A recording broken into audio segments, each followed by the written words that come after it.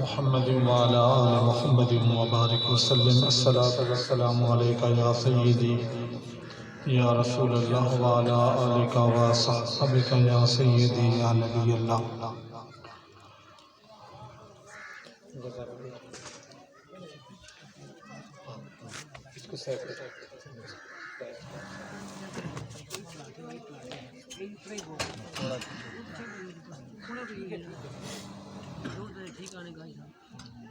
الحمد لله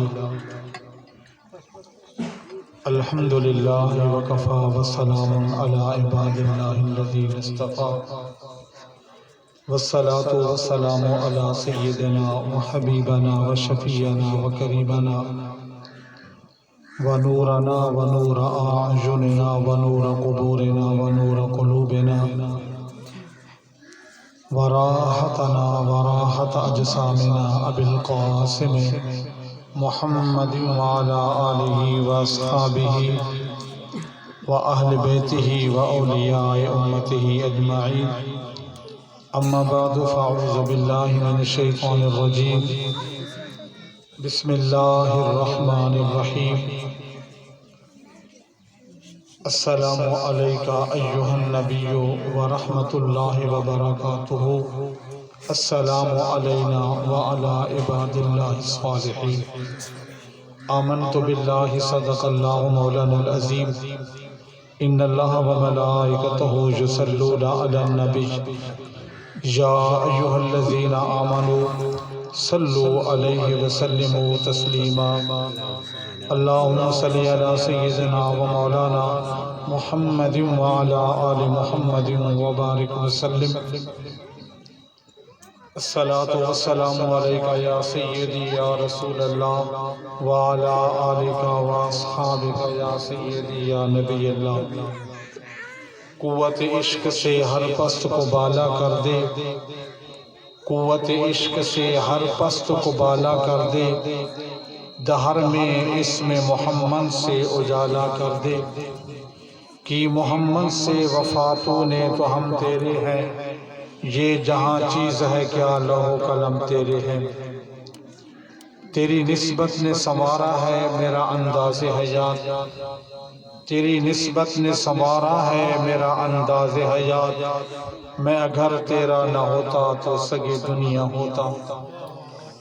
آج کی اس بابرکت روحانی دو نسبتوں والی محفل پاک، جس میں مہمان خصوصی قبلہ پیر میجر صاحب اور اس محفل کے روح رواں عبد الرحمن جامی صاحب، استاذ العلماء فاضل دارالعلوم محمدیہ غوثیہ بیرا شریف،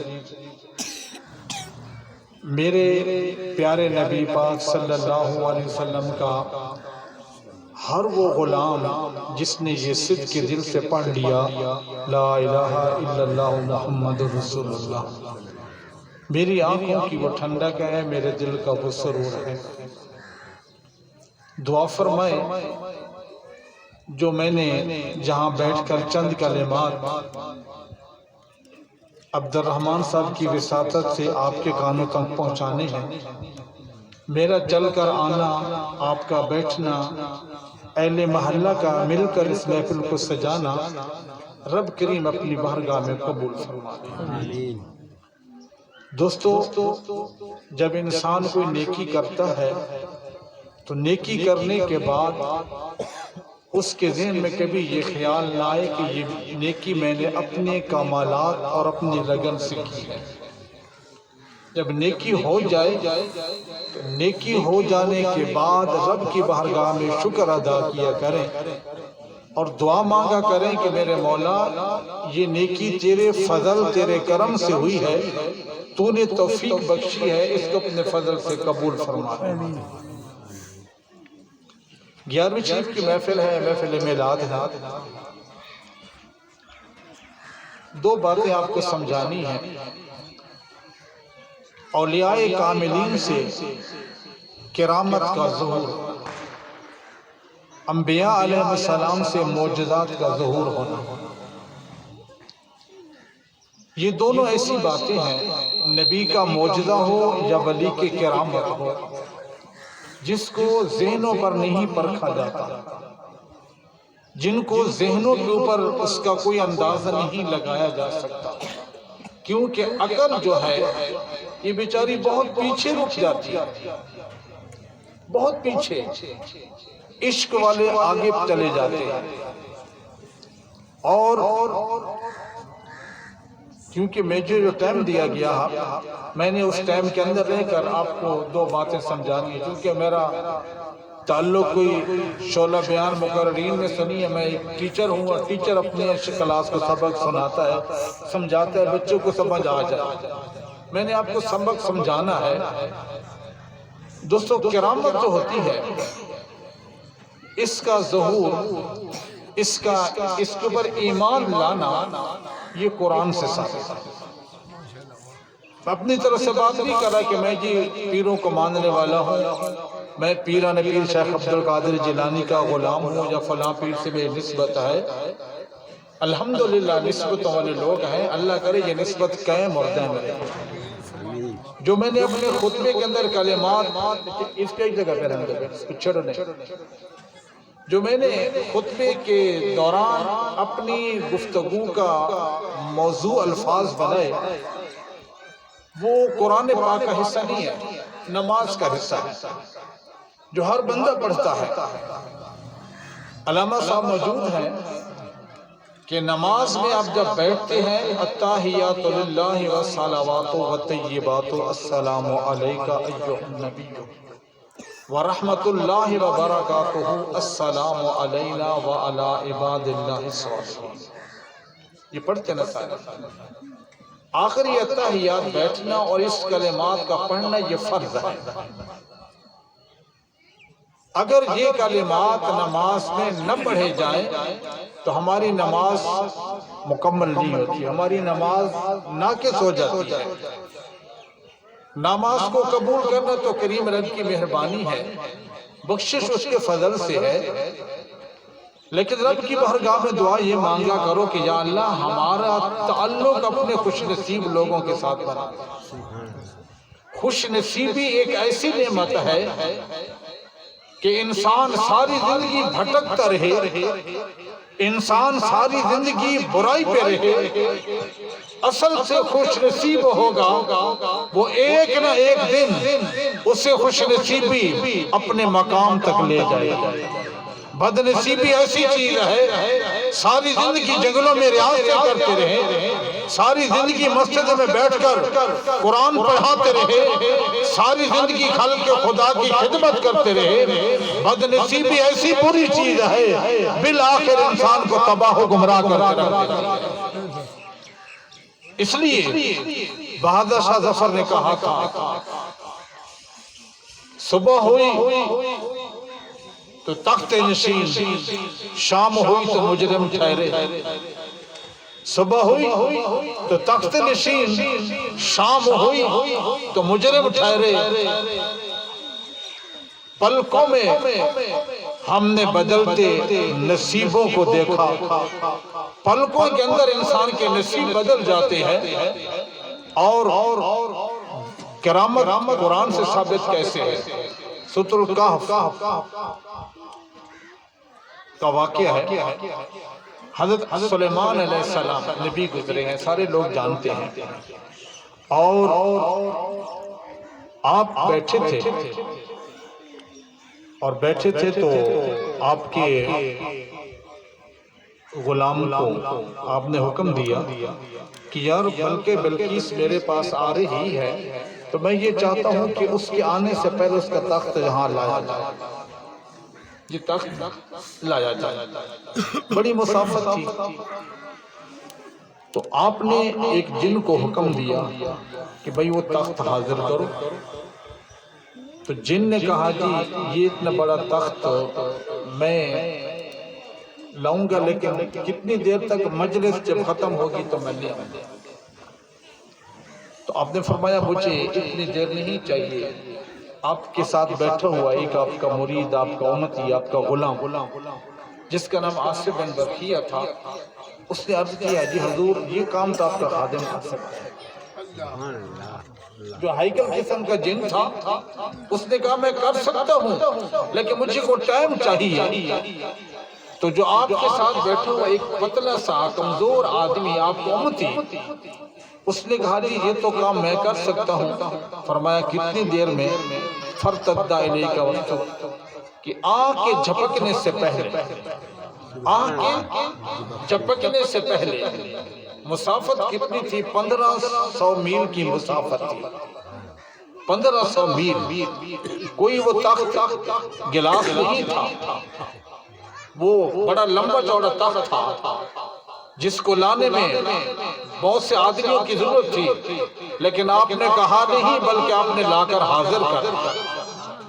جب سلیمان علیہ السلام نے دیکھا تو آپ نے اللہ کا شکر ادا کیا۔ دوستو یہ تو سلیمان علیہ السلام کے امتی کا مقام تھا، سلیمان علیہ السلام کے کلمہ پڑھنے والا، اس کی شریعت کو ماننے والا، اس کو اللہ نے یہ طاقت دے رکھی ہے۔ اگر کوئی بندہ اس کا انکار کرے تو وہ قرآن کا انکار کرے، قرآن کا انکار ہے۔ تو پتہ چلا کہ کرامت کا ظہور ہونا، کرامت کا حق ہونا، یہ قرآن اس کی گواہی دے رہا ہے۔ اگر سلیمان علیہ السلام کا امتی یہ تخت لا سکتا ہے تو پھر سلیمان علیہ السلام کا کیا مقام ہوگا؟ آپ کی کیا شان ہوگی؟ آپ کی بھی شان تو وہی ہے نا کہ 3 میل کی مسافت پر آپ کا لشکر آ رہا ہے، اور چیمٹی یہ کہتی ہے کہ اپنے اپنے بلوں میں گھس جاؤ، جو سلیمان علیہ السلام کا لشکر آ رہا ہے، کہیں ایسا نہ ہو کہ تم غفلت میں ان کے پاؤں تلے کچلی جاؤ۔ یہ سننے کے کان، ہمیں تو پڑوسی بات کریں سمجھ نہیں آتی، اللہ نے نبی کو یہ شان عطا فرمائی ہے کہ یہ 3 میل کی مسافت پر چیمٹی چیمٹیوں سے بات کر رہی ہے، تو سلیمان علیہ السلام چیمٹی کی بات کو سن کر فتبسم ضاحکا کے الفاظ قرآن پاک میں، چیمٹی کی بات سن کر آپ مسکرا پڑے۔ تو دوستو اگر سلیمان علیہ السلام کو اللہ رب العالمین نے یہ طاقت عطا فرمائی ہے کہ وہ چیمٹی کی بات کو سنتا بھی ہے، سمجھتا بھی ہے، اور سننے سمجھنے کے بعد پھر مسکراتا بھی ہے، یہ شان کس نے دی ہے؟ یہ اللہ نے دی ہے سلیمان علیہ السلام۔ دوسری بات، یہ تیسرا پارہ، حضرت ابراہیم علیہ السلام کا نام آپ نے سنا ہوگا، سنا ہے نا؟ ابراہیم علیہ السلام، اللہ سب کو حج مدینہ پاک لے جا، مکہ مکرمہ لے جا، حج سارے کا سارا ابراہیم علیہ السلام کے گھرانے کی جاتے ہیں۔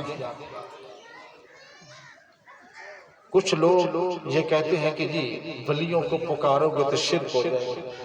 اللہ صاحب شرک کی مشینری بھی بہت چل گئی اس دور کے اندر، اللہ سب کو ہدایت دے، اللہ ہم سب کو وہ علم عطا فرمائے جس علم کے ذریعے ہم ایک دوسرے کو گلے سے لگائیں، دور نہ کریں۔ دور کرنے والے شیطان بہت ہے، ہم انسان کو شیطانی روپ میں کام کرتے ہیں۔ تو ابراہیم علیہ السلام نے عرض کیا، حالانکہ آپ جانتے ہیں کہ آپ نے بتوں کی ٹانگیں توڑی، ان بتوں کو توڑ دیا تھا، قبیلے سے لڑتے سارا کام کیا، آپ نے نمرود سے ٹکرائے، نمرود کے ساتھ چیلنج کیا، ٹکراتے رہے، کس کے لیے؟ اللہ کی عبادت کرو۔ ابراہیم علیہ السلام عرض کرتے ہیں، اذ قال رب ارنی کیف تحیی الموتى قال اولم تؤمن قال بلی ولکن لیطمئن قلبی۔ ابراہیم علیہ السلام عرض کرتے ہیں، میرے مولا میں یہ دیکھنا چاہتا ہوں کہ تو مردوں کو کیسے زندہ کرے گا، دیکھنا چاہتا ہوں۔ جب ہم مان جاتے ہیں کہ روز قیامت ہم قبر سے اٹھیں گے، تو ابراہیم علیہ السلام کو تو ایمان اور زیادہ مضبوط تھا، لیکن نبی تھا، ہمارے لیے آسانی بننی تھی نا، ہمارے لیے راہ ہموار ہونی تھی۔ کیف تحیی الموتى، تو کیسے مردوں کو زندہ کرے گا؟ قال اولم تؤمن، اے ابراہیم تجھے میری قدرت پہ یقین نہیں آتا، تیرا ایمان نہیں ہے؟ قال بلی، یا اللہ یقین ہے، مانتا ہوں، ولکن لیطمئن قلبی، لیکن دل کو مطمئن کرنے کے لیے۔ اب یہ بات ہو گئی تو اللہ نے حکم دیا کالا فخذ اربعۃ من الطیر، 4 پرندوں کو پکڑ، فصرہن الیک ثم اجعل علی کل جبل منہن جزءا، ان پرندوں کو پکڑ لے۔ پرندے کون سے تھے؟ روح البیان کے اندر آتا ہے ایک کوّا تھا، ایک مور تھا، ایک کبوتر تھا، ایک مور تھا، ایک جو ہے وہ جسے چیل کہتے ہیں گدھ تھی، اور ایک کوّا کبوتر، یعنی کہ کبوتر، مور اور گدھ، چوتھا پرندہ کون سا؟ پر 4 پرندے تھے۔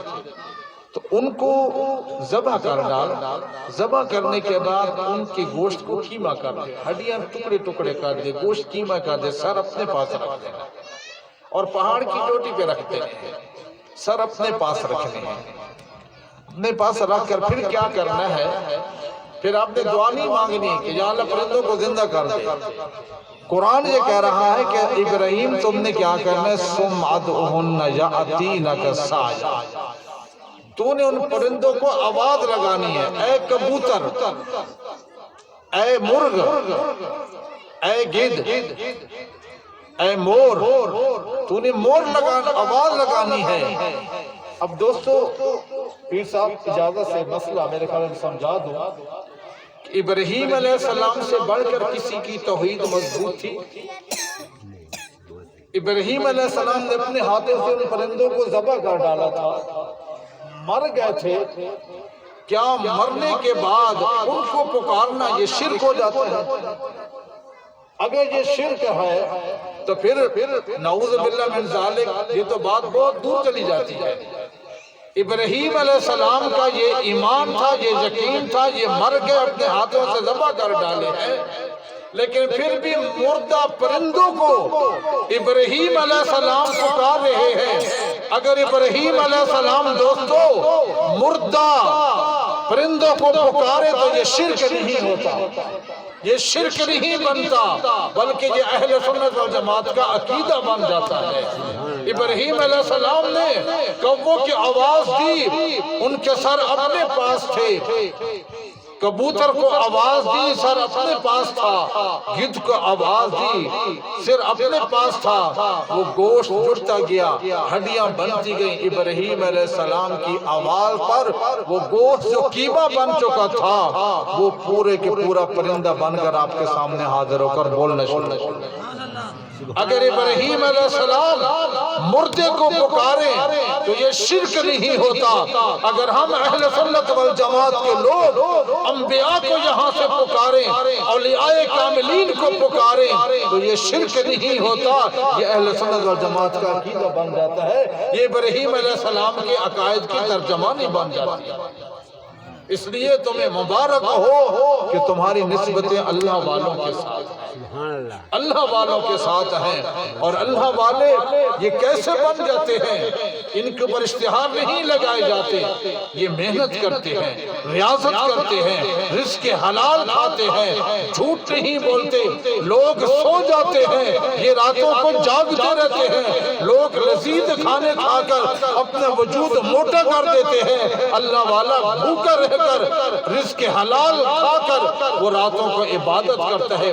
جب وہ سجدے کرتا ہے، سجدے کرتے کرتے اس مقام تک پہنچتا ہے کہ میرا رب فرماتا ہے کہ اے میرے بندے، تو نے اتنے سجدے کیے ہیں، تو میرے اتنا قریب ہو گیا، میں تم سے محبت کرتا ہوں۔ جبریل امین تو سے محبت کر، جبریل امین محبت کرتا ہے، آسمانی فرشتے محبت کرتے ہیں، دنیا والے محبت کرتے ہیں۔ یہ کیا ہے؟ یہ اس یا حی یا قیوم کی جو ضربیں لگاتے ہیں، اللہ والے جو فذکرونی اذکرکم واشکرونی ولا تکفرون، جو پڑھتے رہتے ہمیشہ اللہ کو یاد کرتے ہیں، فذکرونی اذکرکم، اللہ نے فرمایا تم مجھے یاد کرو میں تمہیں یاد کروں گا۔ بندے کا یاد کرنا ایک دن زبان رک جاتی ہے جب بندہ اللہ کو یاد کرتا ہے.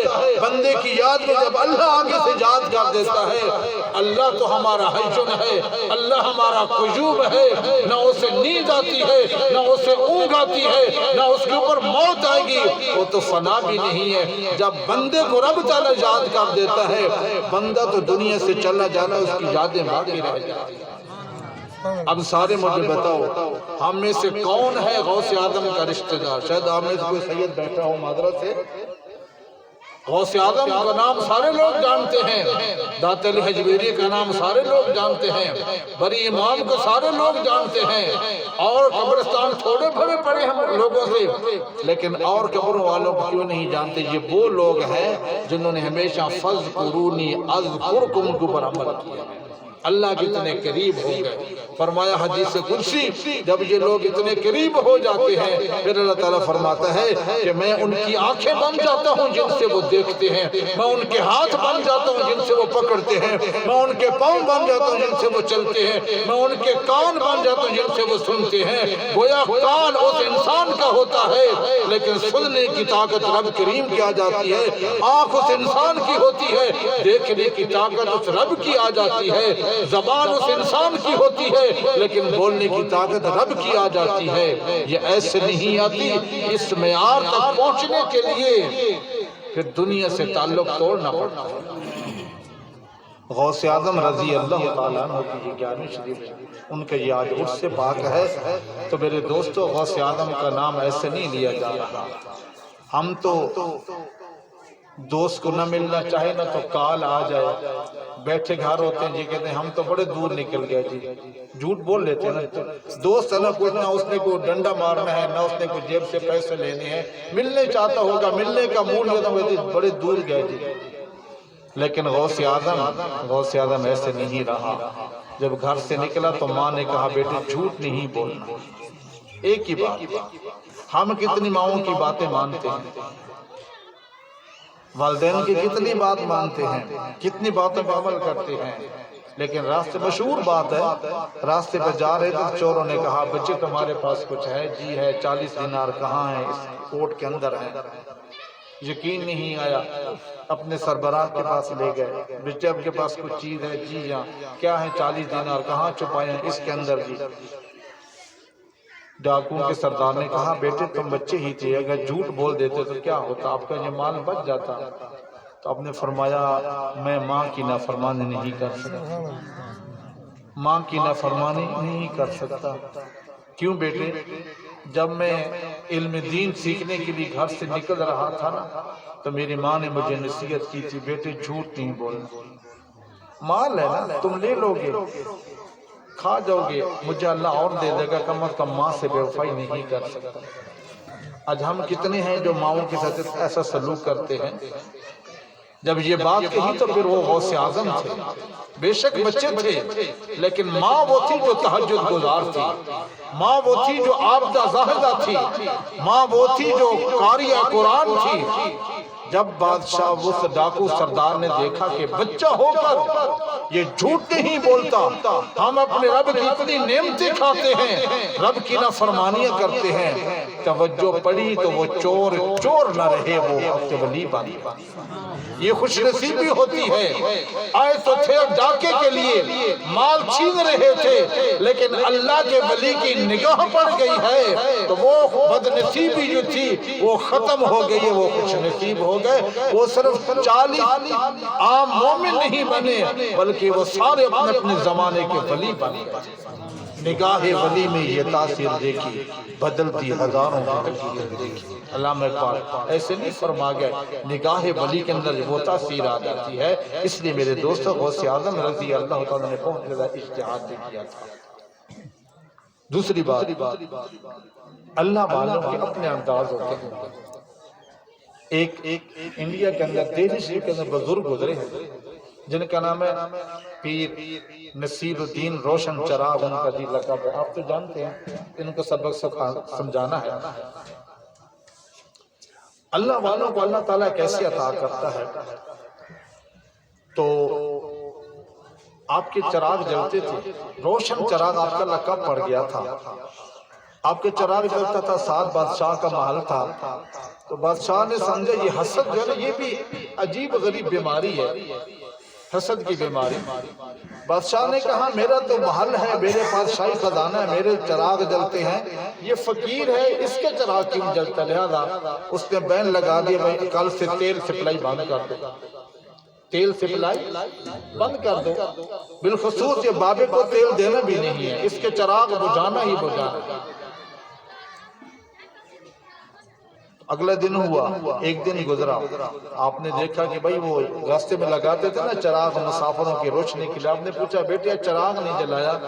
کہتے ہیں حضور رات کو جو تیل تھا سارا جل گیا، تو آج بادشاہ نے پابندی لگا دی کہ آپ فقیر کو تیل نہیں دینا، اس کا چراغ بجھانا ہے۔ آج نے فرمایا اس طرح کرو، پھر عام جو یہ پانی ہے نا اس پانی سے ہم اپنی پیاس بجھاتے ہیں، کپڑے پاک کرتے ہیں، بدن پاک کرتے ہیں، کھاتے ہیں، کھانے پکاتے ہیں، اور جو ہم وضو کرتے ہیں یہ پانی مستعمل ہو جاتا ہے، ہم اس سے کوئی دوسرا کپڑا پاک نہیں کر سکتے، دوبارہ اس سے وضو نہیں کر سکتے۔ تو آپ نے فرمایا اس طرح کرو کہ جہاں میں وضو کرتا ہوں نا تو میرا وضو والا پانی جس اس چھوٹے سے کیارے میں جمع ہوتا ہے وہاں جاؤ، وہاں سے پانی بھر کے لے آؤ اور چراغوں میں وہ پانی ڈالو اور جو ہے اس کو چراغ جلانا شروع کرو۔ سبحان اللہ۔ پہلے ایک چراغ جلتا تھا اپنے مکان کے اس کونے پر، دوسرا اس کونے پر، مسافروں کو تکلیف نہ ہو، تو خادم بھی بڑے لاڈلے ہوتے ہیں، انہوں نے دیکھا کہ یہ پیر صاحب کے پانی سے ہی چراغ جل رہا ہے، پھر 2 کیوں جلاؤں، 10 جلا دیتے ہیں، 12 جلا دیتے ہیں، چراغ تو بڑے تھے، پانی کے لوٹا بھر گیا ہے، چراغ جلا دیا۔ بادشاہ نے دیکھا کہ میں نے تو تیل سپلائی بند کر دیا تھا، منع کر دیا تھا، اس کے پہلے ایک چراغ جلتا، اب تو 100 چراغ جل رہا ہے۔ تو اس نے بھیجا خادم دربان سپاہی کہ فقیر سے پوچھو کہ تیل کہاں سے آیا، چراغ جلانے کے تیل کہاں سے لیا؟ تو آپ فرماتے ہیں بادشاہ سلامت کو کہہ دو کہ فقیروں کے جو ہے نا چراغ یہ بادشاہوں کے تیل سے نہیں جلتے، یہ اللہ کے کرم سے جلتے ہیں، یہ اللہ کے فضل سے جلتے ہیں۔ تو نے فقیر کا چراغ بجھانے کی کوشش کی ہے، جن چراغوں کو اللہ جلاتا ہے ان کو کوئی بجھا نہیں سکتا، اس لیے یہ فقیر کا چراغ اب پانی سے جلتے رہیں گے۔ دنیا کا دستور یہ ہے کہ لوگوں کے چراغ جلانے کے لیے تیل ڈالنا پڑتا ہے، لیکن جب اللہ والا کہہ دیتا ہے پھر وہ اللہ والا جو کہتا ہے وہی بات ہو جاتی ہے، اللہ وہی کر گزرتا ہے، کیونکہ اللہ کا یہ وعدہ ہے سارے لوگ مجھ سے مانگتے ہیں اور میں انہیں چاہوں تو عطا کر دوں، چاہوں تو ان کی دعا کو رد کر دوں۔ ایک اللہ کا محبوب بندہ اس کریم رب اس کے ہاتھوں کو دیکھتا ہے کہ میرے محبوب بندے کے ہاتھ کب اٹھتے ہیں، تاکہ ہاتھ اٹھتے ہوئے میں ان کا دامن اپنی رحمت سے بھر دوں۔ اس لیے فقیر نے کہا کہ یہ چراغ جو ہے یہ اللہ کے فضل سے جلتے ہیں۔ پھر آپ کا نام کے ساتھ لڑکا پڑ گیا روشن چراغ، نصیر الدین روشن چراغ۔ تو میرے دوستو یہ ٹائم اتنا ہی تھا، آدھا گھنٹہ مجھے بتایا گیا تھا اللہ والوں کی میں آپ کو کون کون سی کرام کے بتاتا، اس لیے اللہ والے جہاں بیٹھتے ہیں۔ اب ایک بات آخری، علامہ صاحب 5 منٹ، معنی کہ عقیدے کی بات ہے۔ حضرت موسیٰ اللہ اکبر، اللہ اکبر، یا رسول اللہ، زندہ باد، زندہ باد۔ حضرت موسیٰ علیہ السلام کا آپ لوگوں نے نام سنا ہوگا، یہ بھی کرامت سے بات ہے۔ موسیٰ علیہ السلام اللہ کے نبی بھی تھے، رسول بھی تھے، کلیم اللہ بھی تھے۔ آپ سے پہلے کسی رسول سے اللہ نے ڈائریکٹ کلام نہیں فرمایا، یہ موسیٰ علیہ السلام تھے جسے کلیمی کا اعزاز عطا کیا گیا۔ جب موسیٰ علیہ السلام نے اپنے دل میں سوچا کہ اس وقت شاید کائنات میں سب سے افضل بندہ میں ہوں جو اللہ سے کلام کرتا ہوں، اللہ کا رسول ہوں، اللہ نے مجھے کتاب عطا کی ہے، تو آپ کے ذہن میں یہ خیال آیا تو آپ نے کہا میں جا کر اللہ سے ہم کلام کر کے پوچھوں گا کہ یا اللہ اس وقت جو ہے وہ کائنات میں میرا ہم پلہ یا مجھ سے کوئی بڑا بھی ہے مرتبے میں؟ جب یہ بات ہوئی تو اللہ نے فرمایا ہاں موسیٰ تجھ سے ایک آدمی اس کا رتبہ میرے نزدیک زیادہ ہے۔ آپ نے پوچھا جی میں اس کو دیکھنا چاہتا ہوں، اللہ نے فرمایا ملاقات ہو جائے گی۔ موسیٰ علیہ السلام نے پوچھا کہاں ہوگی، کیسے ہوگی؟